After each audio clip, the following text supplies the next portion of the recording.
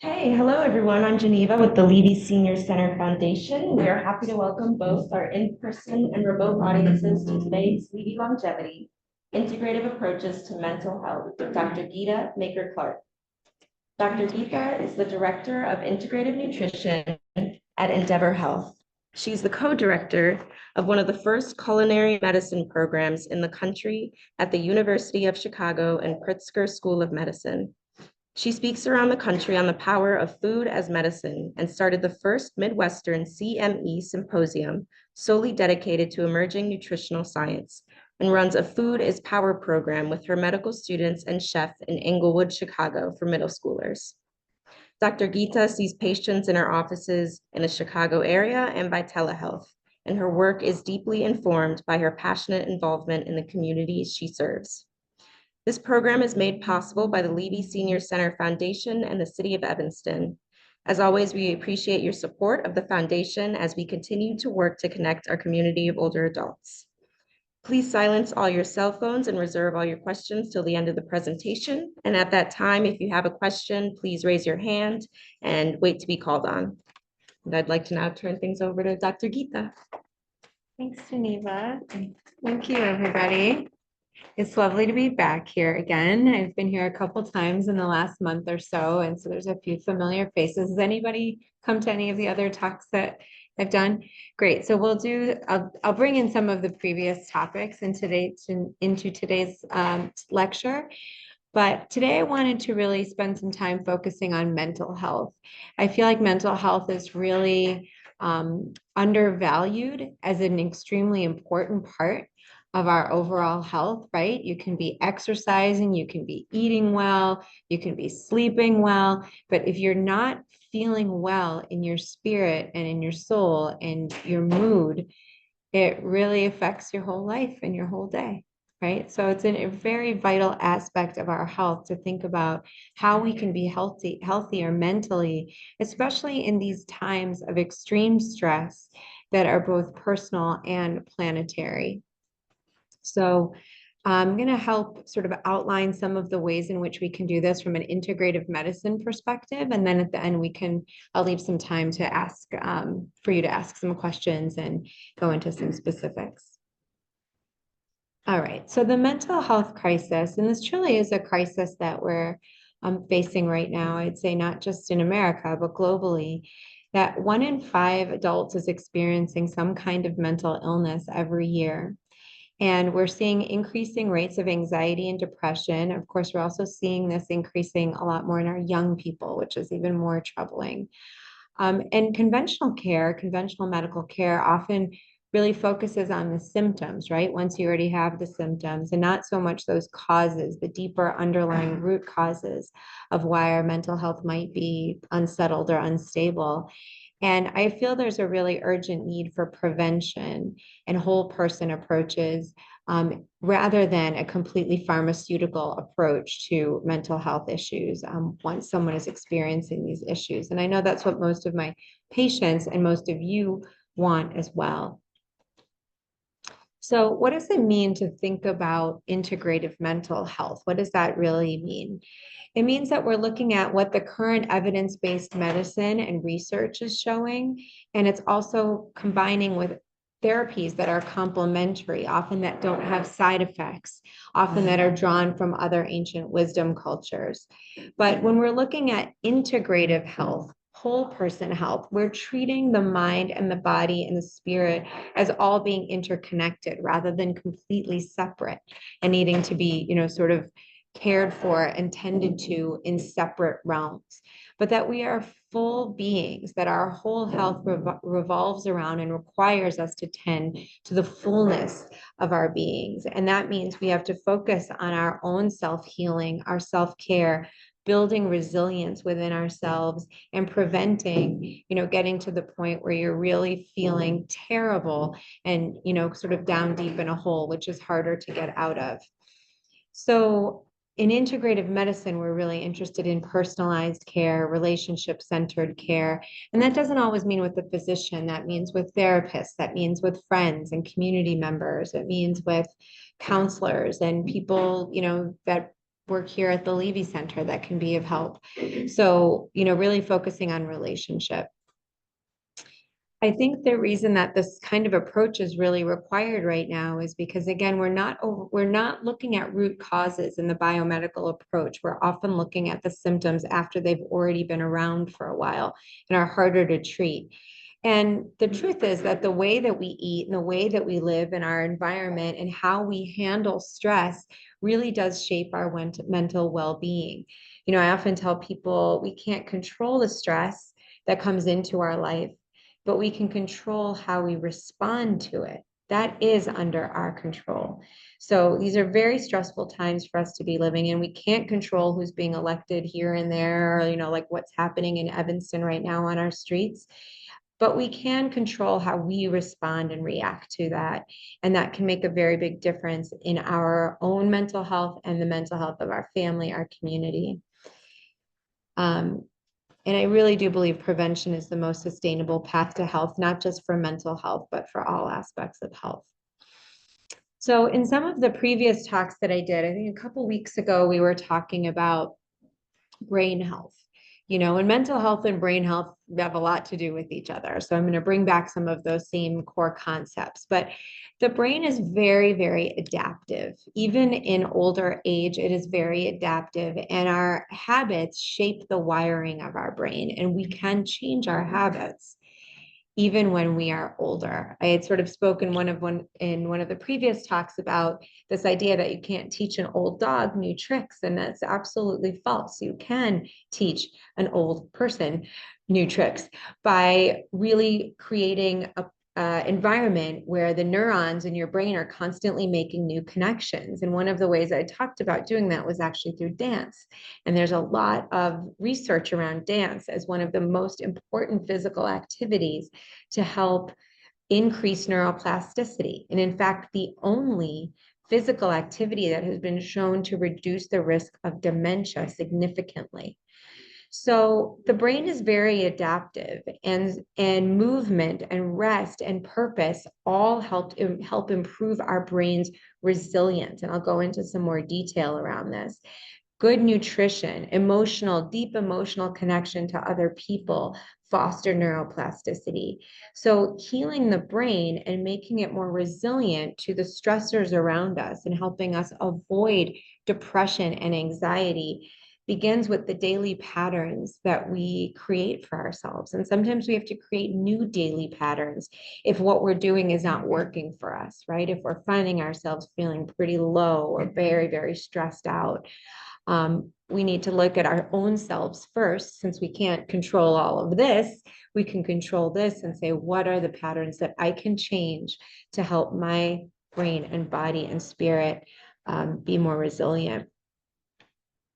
So my favorite topic of all time is food, and I've built a lot of my career around using food as medicine and talking about food as a medicine because it's truly the building block of everything in our bodies and our cellular framework.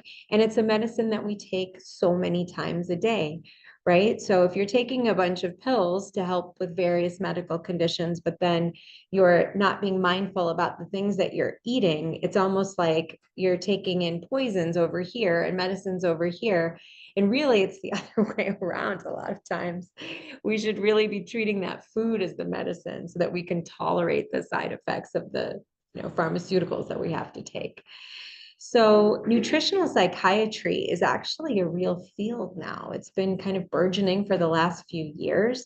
There's a growing interest in the field of psychiatry to look at food and how what we eat plays a very strong role in how we feel. And this is a big deal for a field that has been particularly pharmaceutically driven for the last 20 or 30 years, to really be expanding and saying, hey, let's look at what people are eating and how that's affecting them is a big deal. I'm very happy to be alive for this moment. So we know that omega-3s and antioxidants and probiotics support mood regulation. And omega-3s are fatty acids that our body needs for every single cell. They're incorporated in the cell membranes of every cell. And we don't make omega-3s, we have to eat them. So does anyone know some places in the food chain where omega-3s live? Anyone have some ideas? Salmon. Salmon and fish. Sorry, did you say something? Where? Flaxseed, yes, absolutely. Walnuts. Great. I'm not sure about chia seeds, but I take flax seeds and chia seeds with my yogurt every day. Chia seeds have omega-3s Yeah, too. so I Wonderful. So walnuts, chia seeds, hemp seeds, flax seeds, salmon, and other fatty fish, olive oil, very rich in omega-3s. Part of the reason why the Mediterranean diet is hailed as such a great way of eating, as such a good, healthy cuisine, is because it's very, very full of omega-3s. Living by the Mediterranean Sea, you're lucky to get all this fresh fish, fatty fish, lots of omega-3s. There's olive trees growing there. It's not quite the same scene here in Evanston, right? But that, we have access to these foods that we can eat, and there are ways of incorporating them into whatever cuisine you choose and you like. So omega-3s are very important for brain health, and they actually can help mood as well. So I always tell people, let's look first. If you're starting to feel low, you're starting to feel like, gosh, I just can't seem to be, I don't feel like myself. Let's look at food first and say, like, where are the places we can optimize your brain health through food? Omega-3s is one of them. And sometimes supplementing with omega-3s is a reasonable thing to do, taking a fish oil supplement if you can't, eat enough of it. Antioxidants come from fruits and vegetables. They are the compounds that scavenge up all the damaged and dead cells in the body. They're the housekeepers of the body. They don't come from animal products. They only come from colorful things that grow from the earth. So eating those things are also going to help keep the, functioning of your body at its best to get rid of some of those cells that aren't working anymore. And that's happening 24/7 in the body. That's how we detoxify 24/7. The body's always, sophisticated in its way of looking and seeing what's working, what's not, and trying to toss out the things that don't work anymore. But if you don't have enough antioxidants, it can't really do its job. It's like having a sort of underpowered housekeeping staff. And probiotics, we often think about those now as capsules and things that you can buy at the grocery store or at the pharmacy. But probiotics are also rich in many different kinds of foods. So fermented foods are very rich in probiotics. That's like miso and kombucha and sauerkraut. And what else am I thinking about? Yogurt, kefir. Is there something over there that needs to get turned off? Okay. And so these can also help with mood regulation. This surprises a lot of people because they're like, probiotics, I thought that was for the gut. Well, as we spoke about in the brain health lecture, most of the serotonin, which is the neurotransmitter that helps our mood, one of the many neurotransmitters, but one that's very strong, you've probably heard of serotonin, most of it is made in the gut, most of it, not in the brain. So if our gut is unwell, then it can have an impact on our health, our brain health, and our mood. So probiotic rich foods are really important, and gut health is really important. So if you're feeling fine, but your gut's not feeling fine, this is what I'm talking about when I'm talking about prevention. Let's take the time, go explore what's going on with your doctor or your trusted health professional about what's happening with my constipation or my loose stool or this bloating or this gas or these constant abdominal pains. Because when those start to cascade, it will eventually affect your mood as well, not just from the pain you're feeling, but also because your serotonin levels may be altered by that gut problem. Okay, so we want to eat in a way that's feeding both our gut and our brain. So I had alluded a bit to movement in the form of dance as medicine, but movement in general is such an important part of how we can preserve our mental health. Anybody who's sitting on their bottom or laying in their bed for a couple of days is going to feel pretty lousy after that, right? It just doesn't feel like what we're meant to do. We are animals that are supposed to be moving around and out in nature and feeling the sunlight and the wind on our skin. And when we fall out of that pattern, and sometimes it's because we're sick or our ability level has changed or we're depressed or what have you, that can really worsen our mental health, right? So exercise of any kind, and I mean just taking a walk around the block or even sitting in a chair and moving your arms and legs, if that's what's available to you, will lower your stress hormones. It will lower your cortisol levels. So it's very important to move. If you have the ability to dance or to take a gentle yoga class, or even one that's more than gentle, these are helping your brain make new connections and helping sharpen your cognition and your focus. And all of those things allow you to do the things that make you feel good, right? Like if you're not able to use your brain in the ways that you want to, that can also be very disempowering and can feel really depressing. And we have to often push ourselves to maybe move when we don't feel like moving, but then that movement helps create more serotonin. It helps us feel like we're more in the rhythms of our body, rhythms of the earth, and is a great medicine. So exercise as a medicine for depression and anxiety has been researched for decades, and it has still always, when gone head to head with an antidepressant medication, has always been stronger. Okay, that doesn't mean to say you won't need a medication if you're exercising, but you absolutely should put that in first, right? And in addition to, always. The two things together have better outcomes than either on their own. The medicine and the exercise together, better outcomes than either of them just by themselves if you're someone suffering from significant depression or anxiety, okay? And that regular motion keeps your mind flexible and strong, especially if you're like, changing up what you're doing, then your body is continuously changing. The brain and the body are interacting in different ways that are changing, and that keeps the brain resilient and strong. Why does that matter when it comes to mental health? Well, when your daughter comes and tells you that, like, her marriage is suffering, and now you're taking that on as a parent, how am I going to help my family member who's suffering? If you have a brain that is flexible and strong, it can give you that resilience that you need to help other people and help yourself in those times of unexpected stress that we all just face, right? It's really, really important. Who's heard of mindfulness meditation? Almost everybody. Great. This is really good to know. Mindfulness and stress regulation have been around since ancient times. We've given them these words now, but these, in other cultures, and when you think about yoga and breath work and something called pranayam, which is the ancient breath work that is a huge part of yoga. So that is mindfulness and stress regulation. So we've always known that our breath is a very important tool that we have to be able to control and regulate our emotion. And deep breathing reduces cortisol.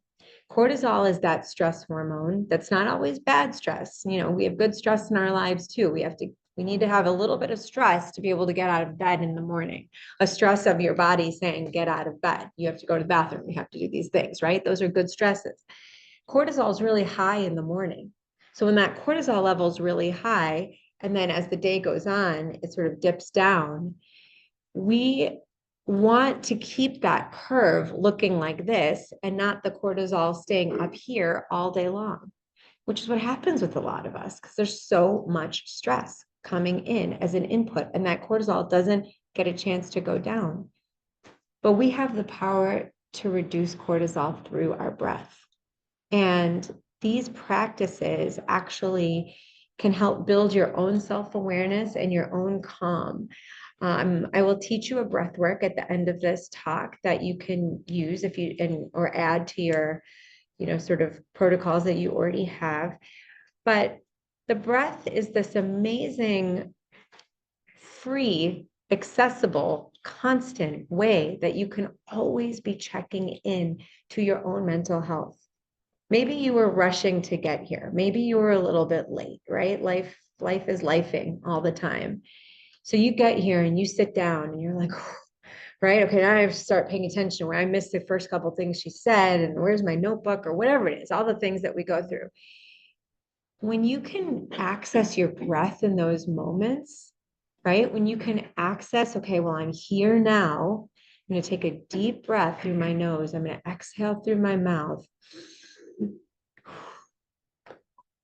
I'm here now. Okay. Cortisol goes down. All those stress hormones instantaneously go down in just 2-3 seconds. And then you can be present to what's happening in front of you, right? It's just this amazing medicine that we have with us all the time.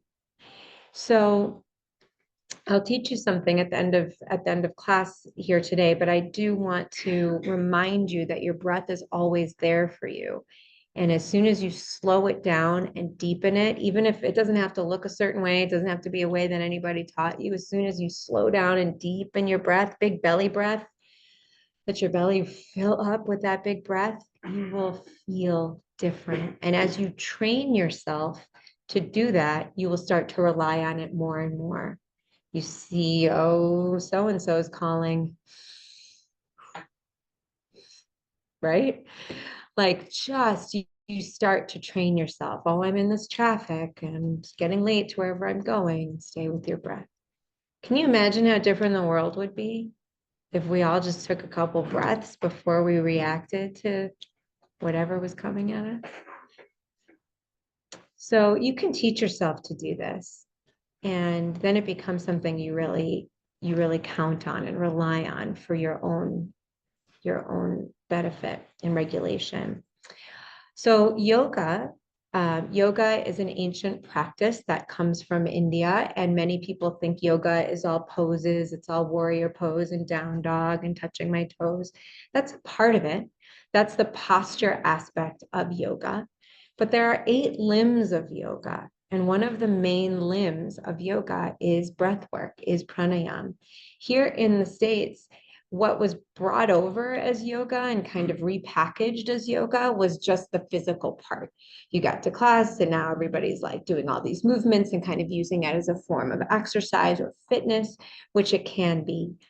But I'll tell you, if you take a yoga class in India, there is about, let's say there's an hour, maybe 20 minutes of the class is movement and the other 40 is breath work and meditation.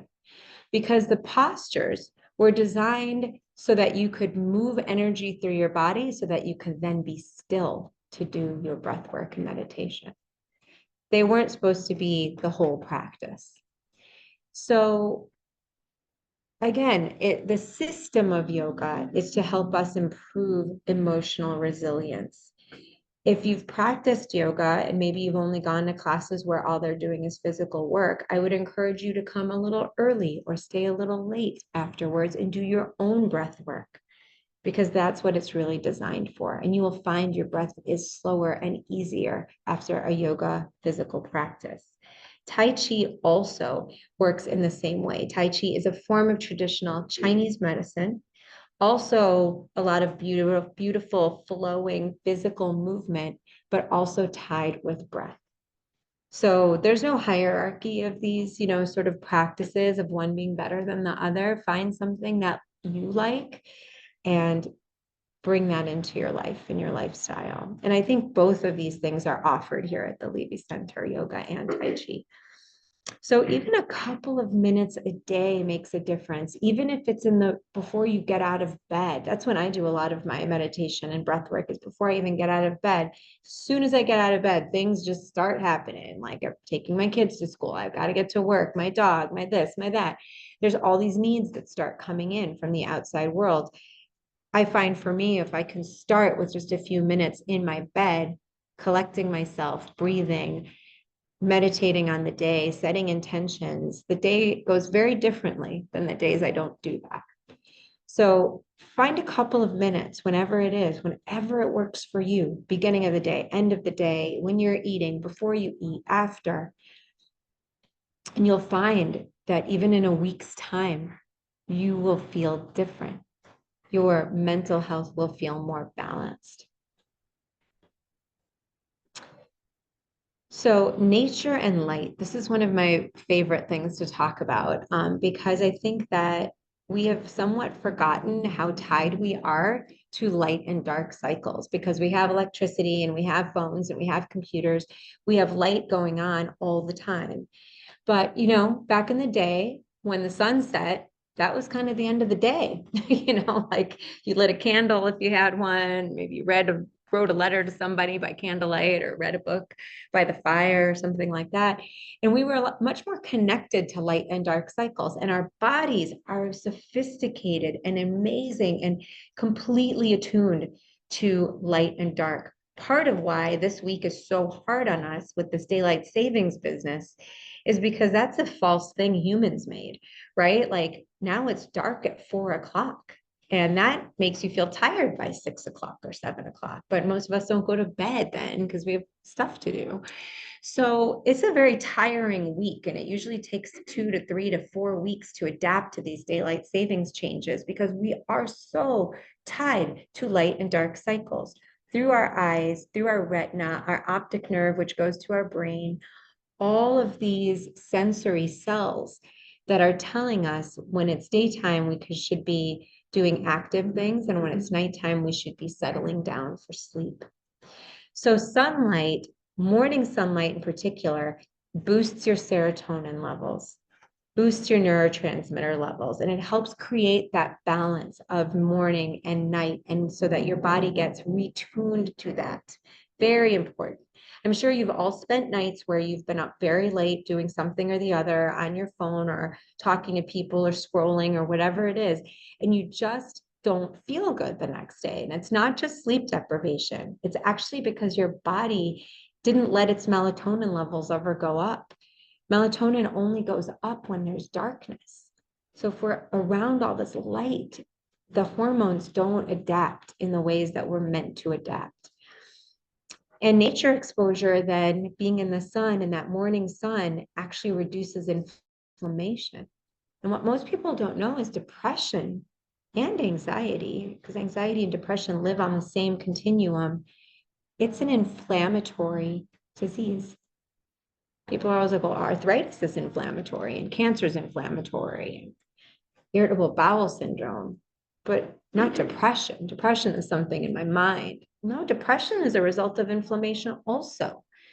If we reduce inflammation in our life and our lifestyle, this can also reduce our risk for depression. So nature exposure does that. Sunlight does that. Morning sun in particular is very important, and twilight sun. If you can be out at dusk, if you can take a little moment outside when the sun is setting, then your melatonin levels can start to come up and they'll be at a good place when it's time to go to bed. And you'll see if you start syncing yourself to those cycles, you will feel better. I know I watch my dog, and my dog is like so on top of light and dark cycles. Like when that sun is set, she's just like, I'm out, she just lays on her bed and she's done. And it's such a reminder to me because for like hours I'm buzzing around doing things and she's like, I'm just laying here. I'm not moving. She's got her circadian rhythms are intact. And ours would be too, but we do all kinds of other things to kind of pull us from that. Something you may not know about water is that moving water creates negative ions. Negative ions actually are very important for our vitality. This is why walking along the lake and hearing the waves lapping on the shore is so calming. Waterfall, rain sounds, all of those sounds and experiences are releasing negative ions as the water molecules break open. And another place you can get a lot of negative ion exposure is a shower. So not all of us have waterfalls, right? And rivers and all these beautiful things around us, but we can usually get into a shower. And a shower releases those negative ions and gives us that sound. And that's really wonderful for our mental health as well. So time outside and, potentially inside in a shower, if that's what you've got, restores clarity. It restores perspective. It gives us some quietude. And this is very, very important to stay in our circadian rhythm balance for our mental health. So this kind of shows you what our circadian health is supposed to look like, right? the cortisol is the pink line and the melatonin is the purple line. And so like we were talking about, the cortisol levels are up higher in the morning time and they're lower in the nighttime. And then the melatonin levels are higher in the nighttime and lower in the day. But look what they're synced up to, light and dark. All these very important hormones, and there's many, many more that are synced to light and dark. So sleep is your body's emotional repair system. Oftentimes when we're feeling depressed, we end up getting maybe too much sleep, and there is that possibility as well. But not getting enough is far more dangerous for our mental health. We need to give our emotions a chance to repair. And it's exhausting to be stressed and anxious and feel low. So I would say avoiding the blue light before bed, getting rest, especially during very stressful times, is a really other important way of building resilience for yourself.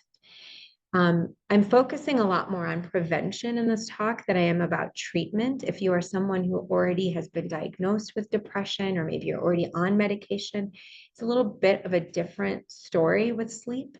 Sometimes too much sleep, like I said, is a big part of feeling depressed. And that's something that needs to be, discussed with your provider to figure out what maybe the right medicine is for that, or what other ways are to help keep you awake and active for more of the day.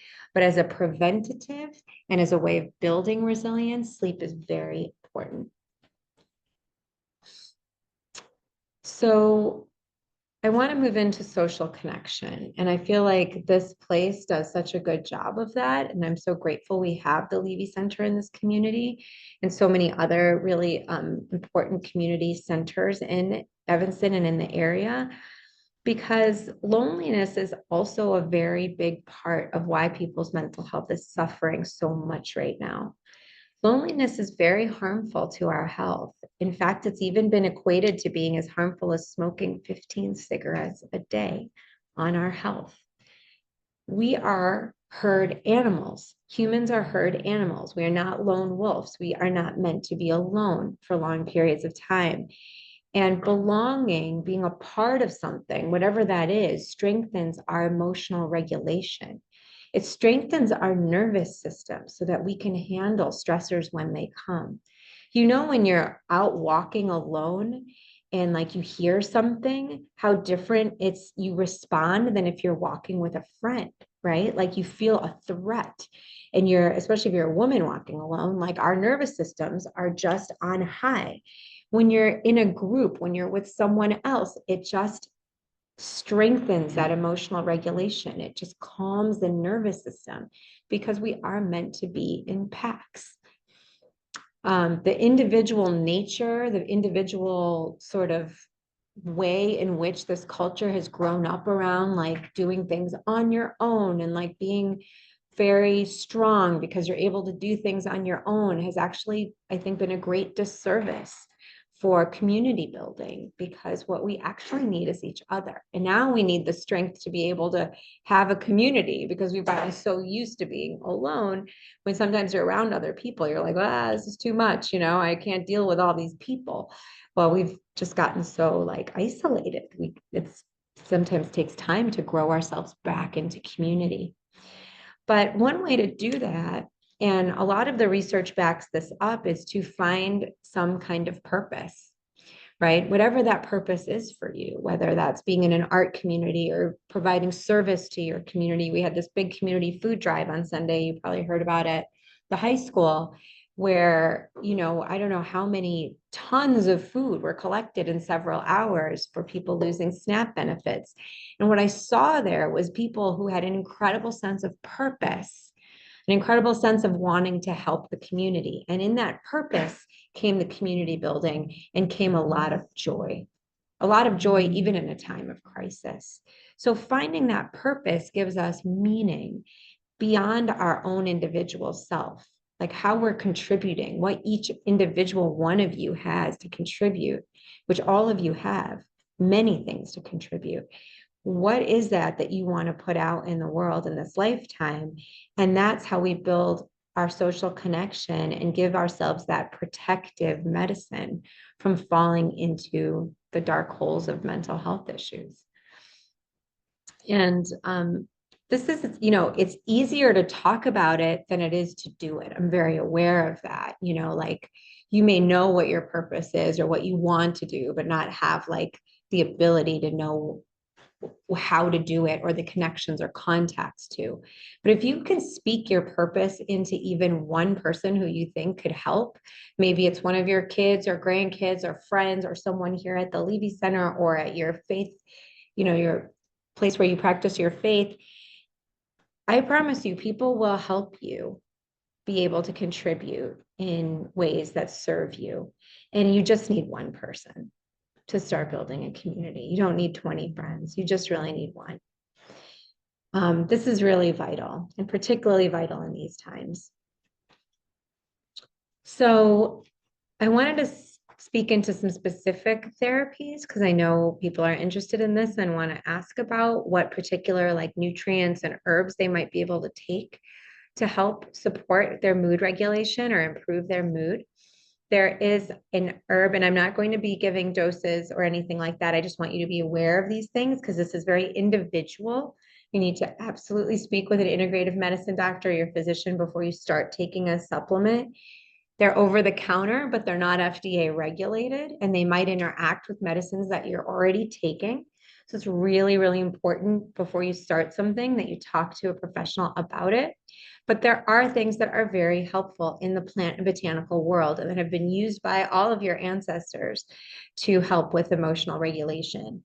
Ashwagandha is one of them. Ashwagandha is a plant that can help the body adapt to stress. These types of plants are called adaptogens. There are many of them: rhodiola, schisandra, different types of mushrooms, eleuthero, ashwagandha. This goes on and on. Beautiful class of plants that help the body adapt to stress and might be something helpful and appropriate for you. Saffron, you might be familiar with the saffron, threads that are very expensive for culinary use. Saffron has also been shown to be very helpful for mild depression, and saffron does also come in supplements and can sort of go head to head against a low dose antidepressant. It might be a good choice. We talked about omega-3s already. Magnesium is helpful, especially if you're someone who needs some calming and is running really high, really anxious.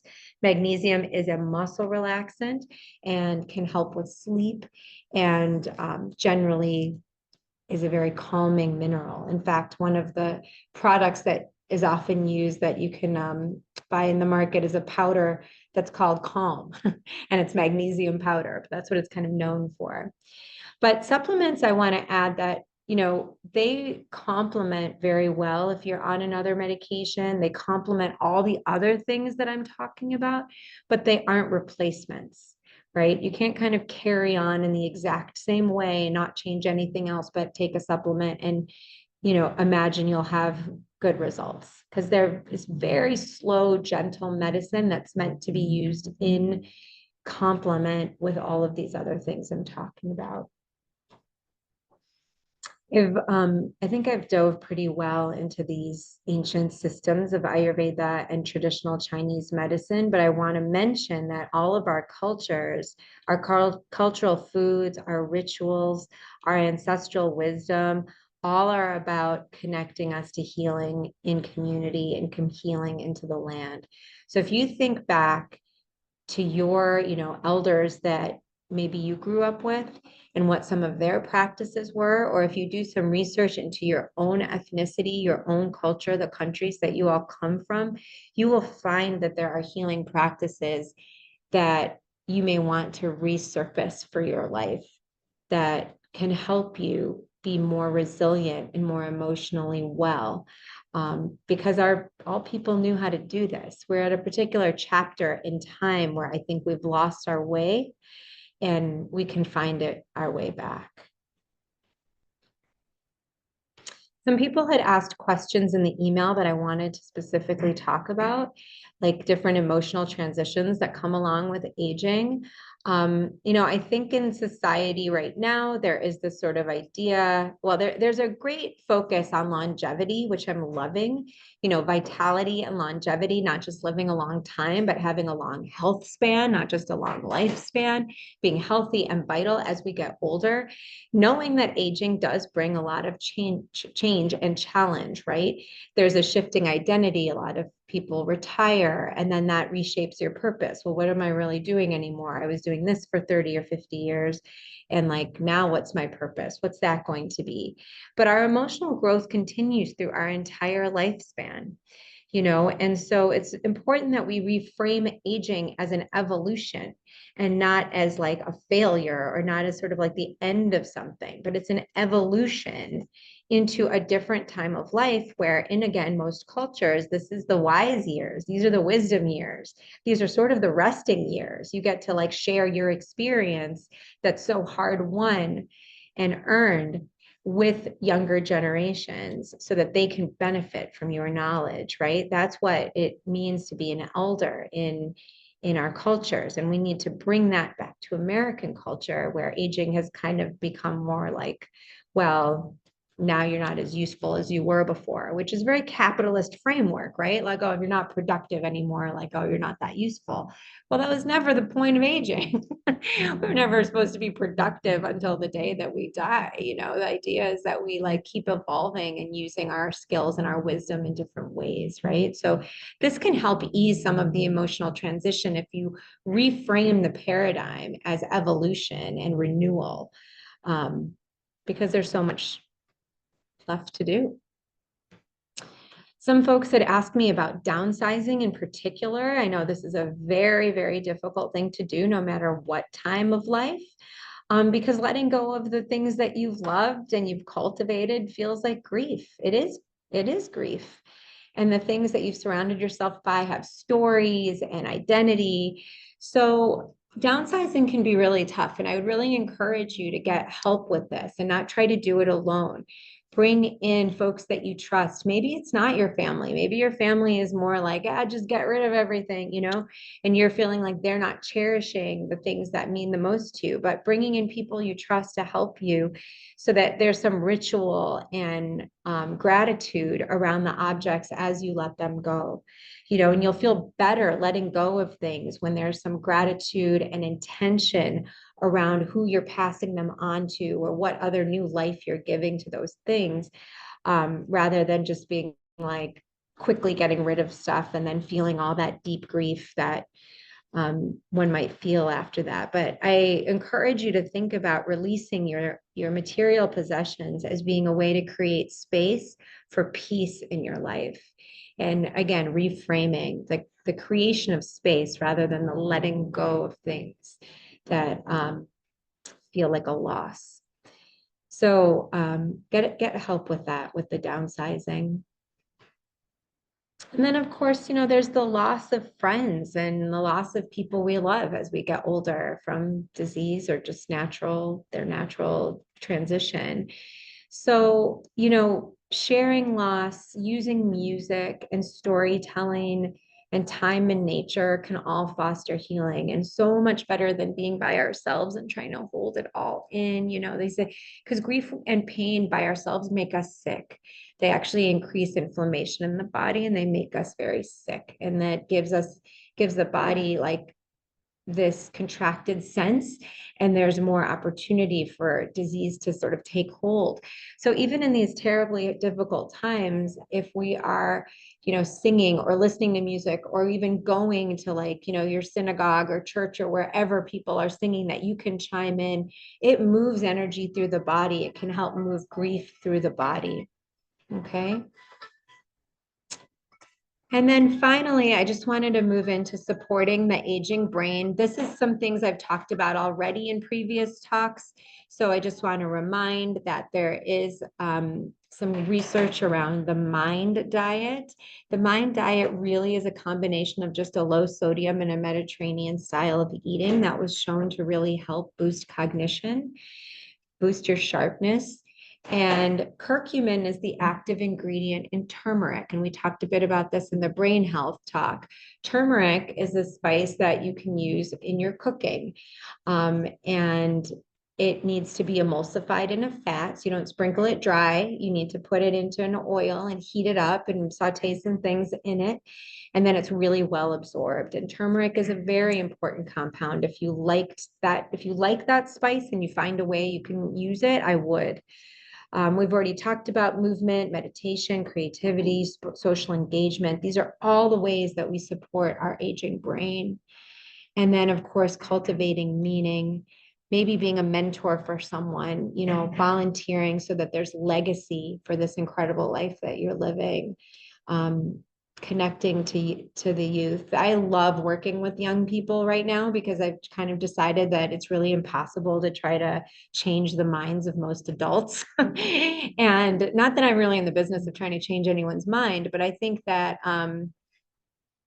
working with young people is like really investing in the future. It sounds very trite, but it really is what you're doing. You're investing in the future that you may not see, but that like is going to move this planet forward. And we desperately need new leadership, and we desperately need young people to be thinking and doing things differently.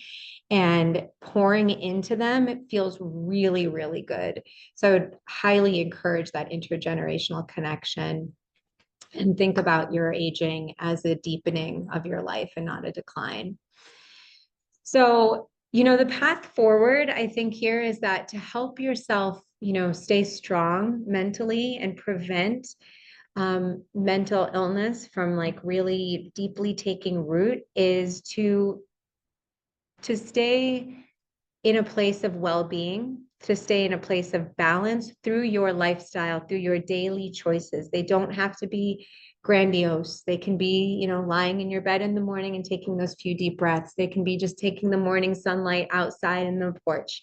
They can be taking a dusk walk and resyncing with light and dark cycles. Just pick one thing, maybe one of the many things we've talked about, and find a way to stay connected to people, to community, to the living world. That is the medicine that will keep you the most healthy, mind, body, and spirit.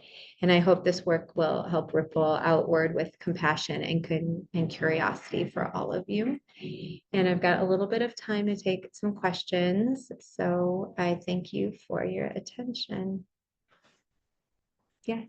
Any tips, like sleep is so important for your mental health as well as to ever have people ask you about it? They wake up in the middle of the night and start thinking about things and how to calm them. Oh, yeah. Yeah. So I'm going to repeat questions for the folks on Zoom. We have people on Zoom, right, Kathy? Okay. So the question was, what about when you wake up in the middle of the night from sleep and your mind just starts going, and how do you get yourself back to sleep? How do you calm yourself back down?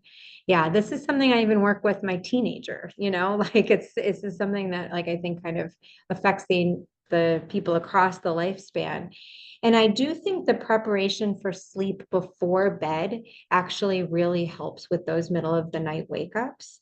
So that's something that's important to spend some time with. When we talk about sleep hygiene, we talk about what are the things that you're doing to prepare your mind and body for sleep. So everything we talked about with the light and dark will help, because then your melatonin levels will be really high, and that will carry through the full night. If you are keeping yourself in more of a dark state in those hours before bed, so avoiding blue light. If you are like watching TV or using your phone or computer, like getting some of those blue blocker glasses, they're available at a lot of pharmacies. They're really easy to find. The blue blocker glasses can decrease the blue light.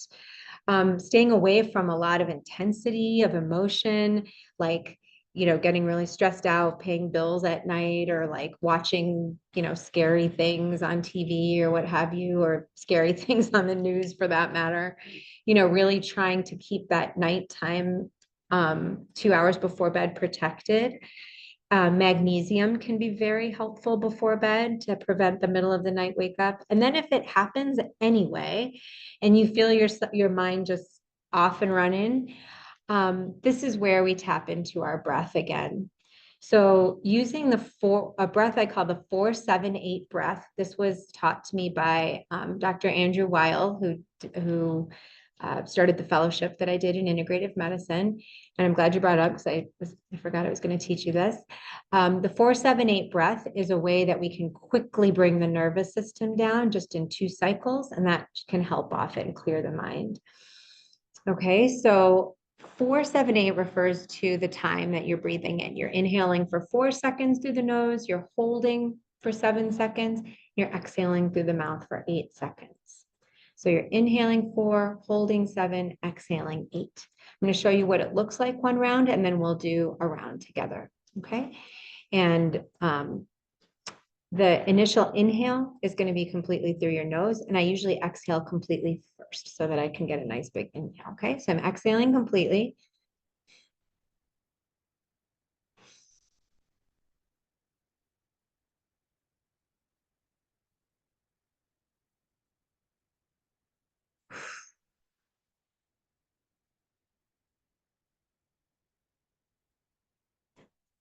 All out. Oh, air left. Let's do one together. I'll count for you guys. You're going to breathe in for 4, hold for 7, exhale for 8. If the holding is too long for you, it's okay. Just start exhaling when you've reached the end of what you can do. Okay, so exhale completely. And uncross your legs, by the way, if your legs are crossed. Start over one more time. Exhale completely. And inhale through your nose. 1, 2, 3, 4. Hold. 1, 2, 3, 4, 5, 6, 7. Exhale through your mouth. 3, 4, 5, 6, 7, 8. Okay, and you could do that maybe twice, 3 times. I wouldn't do it too many times because you can actually kind of hyperventilate if you do it too many times, but just a couple rounds and your nervous system kind of goes back down. And if you stay with that counting and you stay with your breath, your mind can quickly go off of the things that it starts to think about. That's one tip I'd give you. I hope that helps. Yes. In line with that, you just mentioned 2 hours off screens before bed. Is that new? I thought it was an hour. Yeah. So the question is it an hour before bed, no screens, or is it 2 hours? Because I just said 2 hours. I know I kind of snuck that in there. I made it a little bit longer. I know. Yeah, the research is around 60 to 90 minutes, but I said 2 hours because I know nobody's going to do that. And that way, if you do an hour, you'll feel really good about it. So you caught my little moment there. But really, I do think the least that you can be on your blue light, the better, obviously. And some of us are far more sensitive to it than other people. So there's that piece too. Blue blockers help. Apps on your screen that that automatically block the blue light are helpful. But in truth, we really need to just be shifting what we're doing with our lives. We really do. And I think we will. I'm starting to watch younger people go back to the flip phone, which I think is so interesting because I think they're just starting to realize too, a lot of their lives are getting lost when they hear stories of what all of us did as children and what they're getting to do and how drastically different it is. So I do have faith that things are going to change, but for us in this lifetime, we need to be very disciplined about changing it for ourselves. Yeah. What about studies about spiritual practices like prayer and or meditation? I do that first thing in the morning before I even just patients relate all this stuff. So the question comment is about spirituality and prayer practice and how that factors into mental health. Yeah, there's a lot of research around the power of prayer to improve mental health. And I would say having a spiritual life, whatever that is for you, for many people, a spiritual life is being out in nature. It doesn't have to be attached to a religion or organized religion in any way. But having a life that is connected to something bigger than ourselves is very powerful protection for the brain and also very powerful for us to be able to find some solace for the questions that have no answers. Why are all these things happening in the world right now? None of us really have an answer for it. but having a deep spiritual life and a regular spiritual life, as you point to, like having a prayer that you're doing every day, is another way of building resilience. So I appreciate you bringing that up. Yeah, thank you. Any other questions? Any foods that have magnesium? Yeah. Are there any foods that have magnesium in them? There are a lot. Nuts and beans in particular are very high, and legumes are very high in magnesium. It's a great question. So those are foods that I'd love to see people eating more of in general. We are all a bit more depleted of magnesium than we used to be because the soil's depleted. So even though, these foods are growing up in soil and pulling that magnesium in, the nuts and the beans and the legumes, it's not nearly as much as like kind of used to be. And it also depends on the soil, of course, in which these plants are growing. So I think that's why we're needing more like supplemental magnesium than we've needed before. But even like back in the day, people were taking Epsom salt baths, right? Those are magnesium salt baths to help relax muscles. These are very old practices. Thanks for your question. Yeah. Yes. This isn't a question, it's more a comment. I started square dancing about 6 years ago. And my original square dance teacher said, this is great for seniors in that you have to use your brain. You have to concentrate really well. It's exercise. It's a sense of community. And then one extra person added, a sense of touch. Seniors don't have touch. So I'm going to put a plug in for square. Yes, that was a good plug for square dancing. I actually included square dancing on my recent talk on dance as medicine, because for all the reasons you mentioned, it's good for your cognition. You have to follow directions. It's great exercise. You get to touch other people. And I've also found it to be intergenerational, which is amazing. Like those old barn dances of back in the day, it was like the whole community came out, and it's not terribly complicated, right? You can follow the directions. You gotta concentrate and learn. Yeah, true. But the choreography, like once you sort of get it, you can kind of flow with it. So yes, wonderful idea. Is there any place to square dance in Evanston? Lessons are here. Oh, is that right? The lessons will start again in January. Okay. So the- Square dance lessons in September lessons January are- here at the Levy Center. Yes. Oh, I'm on lesson 7, Okay. but the North Shore Squares. Yes, North Shore. Oh, I love it. North Shore Squares. Is it open to all ages? Oh, yes. Okay. North Shore Squares. I love that. I'm gonna drop into those this winter.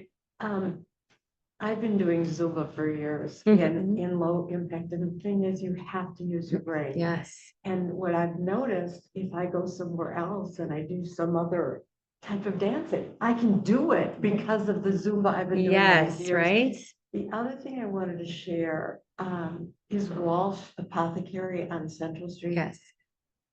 That's when I started using because the woman that owns that, she's got very advanced degrees, and she's the one that told me a million years ago about chia seeds and hemp seeds and goji berries.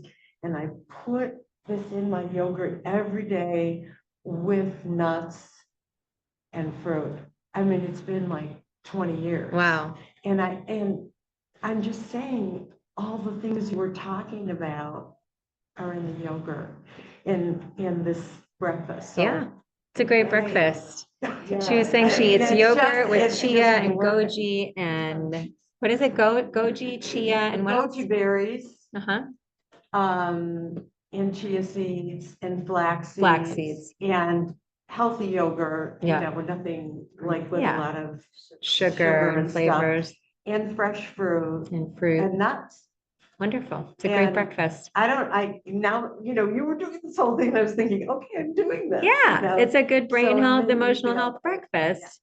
And Walsh is a great resource in the community. I know Lynn very well, and it's a great resource. So we're lucky to have that here. Well, thank you all. It was a pleasure to be you here so again, much. and thanks for your attention. Thank you all for joining us today. We hope you enjoyed today's program. A recording of this lecture will be made available on our YouTube channel sometime this month.